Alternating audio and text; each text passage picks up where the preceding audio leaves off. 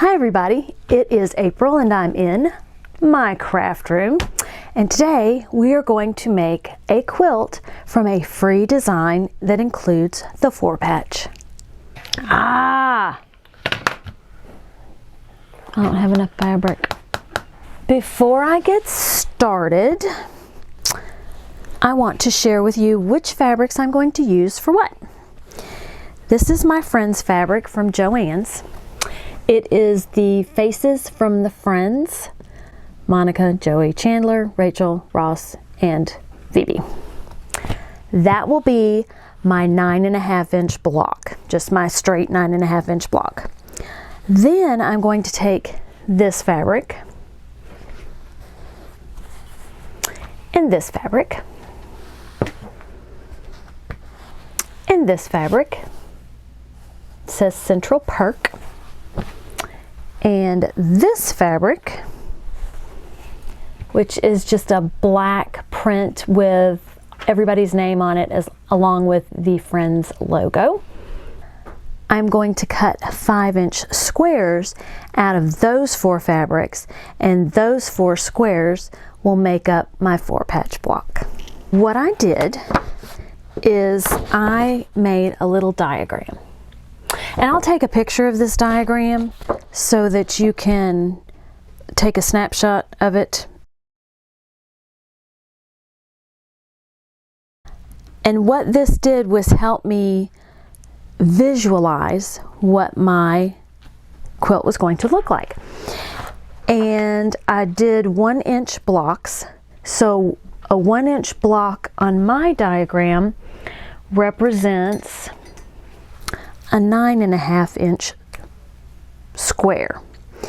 My 4-patch also ends up being 9.5 inches, but it is made up of 4 squares that are 5 inches by 5 inches. So there are a million ways, I'm sure, in order to get the squares cut that you need for your project. First of all is the ruler. Second, squares. Third, die cutting machine. I will show you in a minute how to use the squares and the die cutting machine. So I've got these fabrics and I need to make 5-inch squares out of them. I've cut off my selvages. I've lined up the edges, and I'm going to find 5 on my ruler. 1, 2, 3, 4, 5. I'm going to line up this edge of the ruler, and then I'm also going to line up the bottom. So it should be, your fabric should be along the 5-inch mark here, and it should be on the marks evenly across the bottom.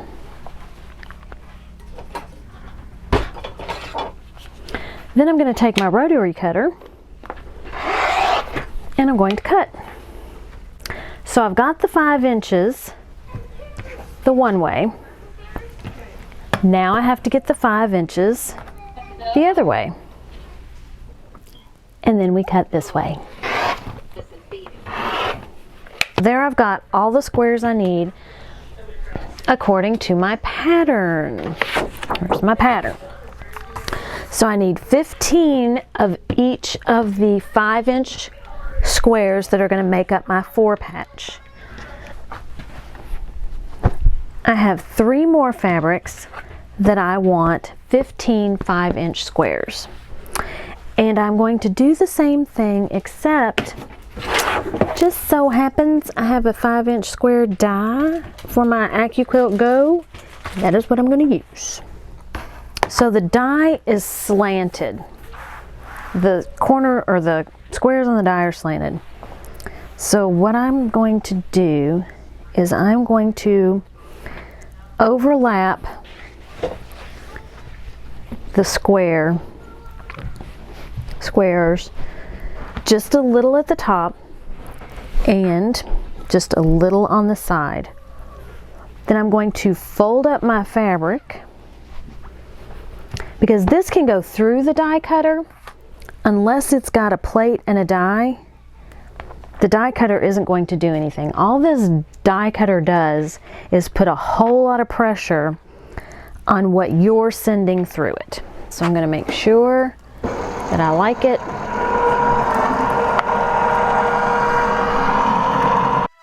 And the reason I chose the green and the red is because, well, there are two reasons. Central Park has red and green, and the Friends logo has a red, blue, yellow, red, green, yellow. So those dots kind of line up with the red and green theme. 4 patchwork is done in record time. My 5-inch squares should be perfect. The same will probably not be said for my 9.5-inch squares, because I will be using a ruler to cut those, because I do not have a 9.5-inch block die. So what do you think is on my list of things to get? A 9.5-inch block die. And here is my fabric for those. This Friends fabric is directional. Let's see. 1, 2, 3, 4, 5, 6, 7, 8. 8 and 8 is 16. I don't think I have enough fabric. So let me just get really close on these guys.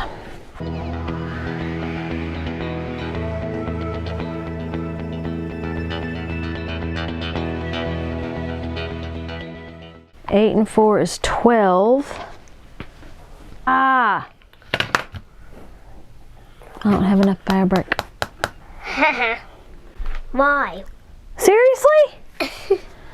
It's just a joke. Because I didn't calculate very well. Calculate? Alright, let's pause this.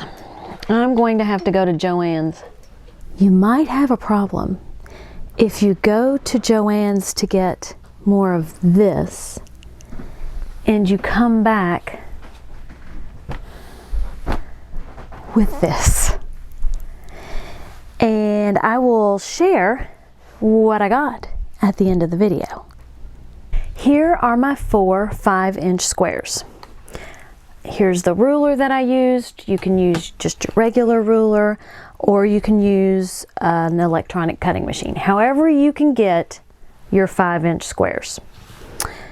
What we're going to do is we are going to sew these two together. With this 4 patch, it is very important that you sew a 1/4 inch seam, an accurate 1/4 inch seam. If your 1/4 inch seam is a little larger, this block will be smaller than your 9.5 inch block, and it won't match exactly.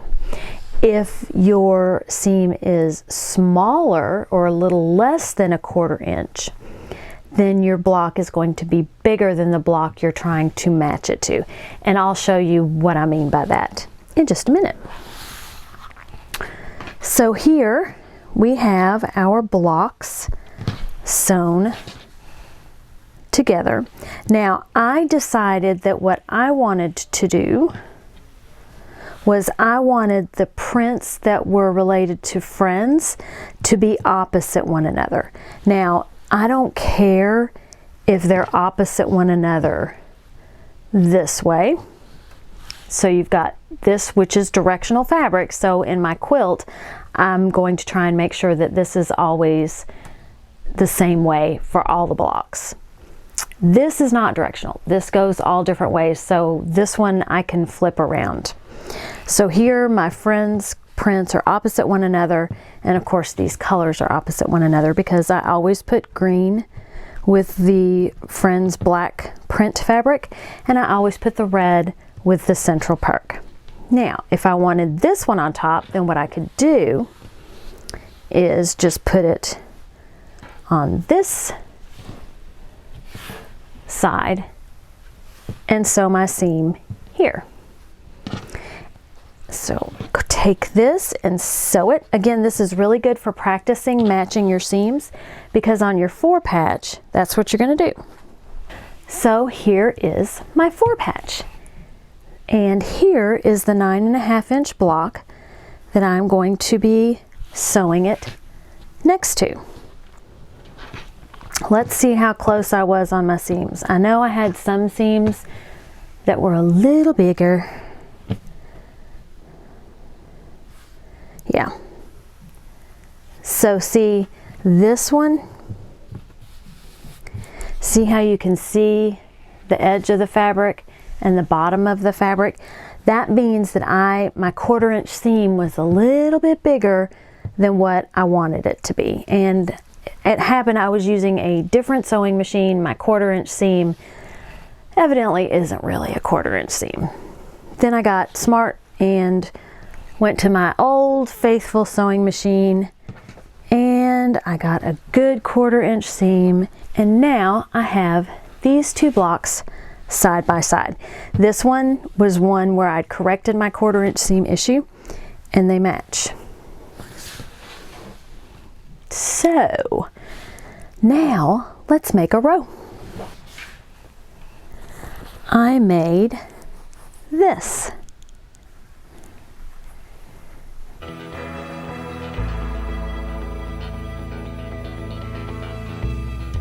And from a few of those, I made this.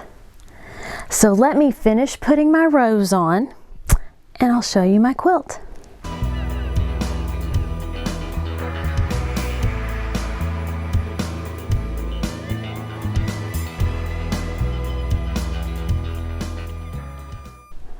I did want to tell you, I followed my diagram. So I went 5 blocks across and 6 blocks down. On my diagram, I started with my 9.5 inch block first, and then on the second row, I started with my 4 patch first, and then I just alternated rows, what the row started with, and the blocks, I just alternated the blocks as I made the row.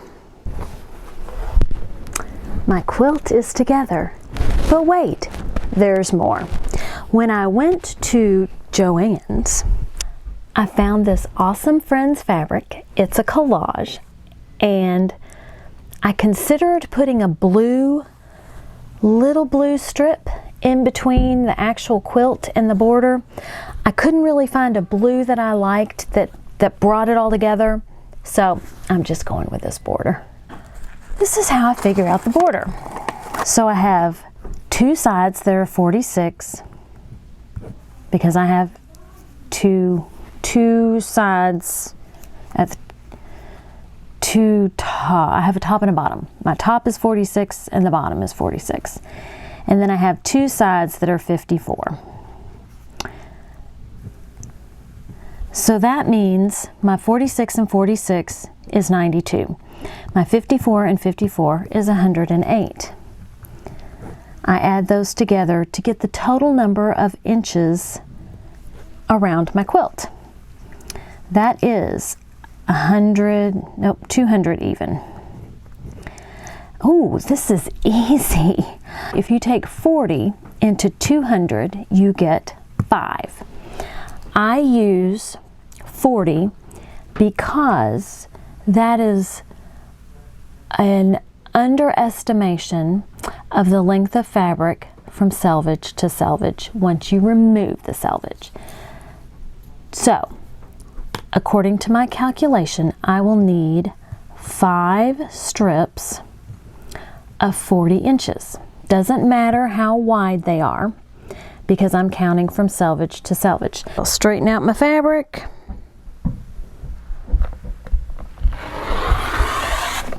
and then cut 5 4.5-inch strips.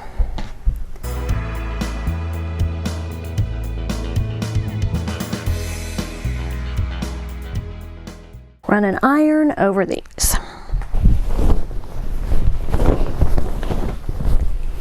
My quilt is complete. I will tell you, I didn't take into consideration in my super simple calculating for my borders that when I added this border to the side, that would extend this length out 4 inches. And 4 inches or 4.5 inches doesn't seem like a lot, but when you add it together, that's another 8 inches. So I did end up cutting 6 strips in order to make my border. I'm a poet. Thank you for watching. I hope you enjoyed this trip back into the 90s when television was good and Friends was on. I will be putting some batting and a backing on this, hopefully sooner rather than later. I have this Friends flannel that I decided that I was going to put on the back of the quilt. I haven't put flannel on the back of a quilt before, so it should be interesting. It seems like it'll be kind of sticky, so I'm not sure how easy it will be to do that. Please give this video a thumbs up if you enjoyed it, subscribe if you want to see more crafty tutorials, and share with your friends. I have linked lots of information in the description below, so go down there to see more. Have a great day.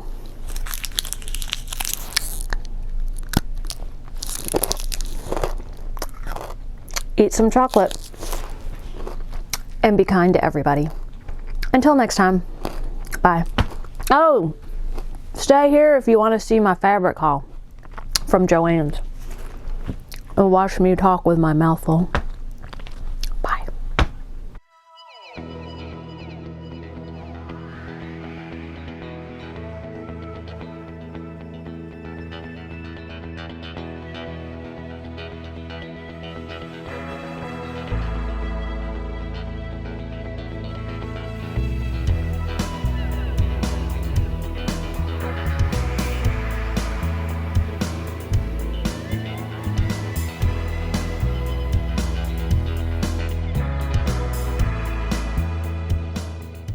This is the fabric that I got at Joann's. So cute. Now you will see in my video that I used this to border my friend's quilt. It's got Central Perk, the turkey, umbrellas, chocolate chip cookies, the duck and the goose, lobsters, fountain. I mean, it's got everything. It was the perfect complement to my quilt. I got UK fabric, U of L fabric. These are popular in my neck of the woods.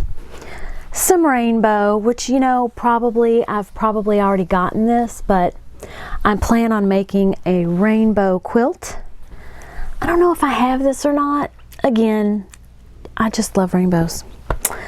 Minky fabric was on sale, and I actually got this thinking, oh, I'll back my friend's quilt in that. I already have a friend's flannel, but I'll find some use for it.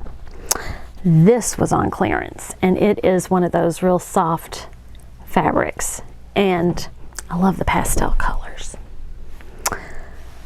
And I could not pass this up. These are kitties, just a bunch of kitties. And then the same type of fabric, but with puppies.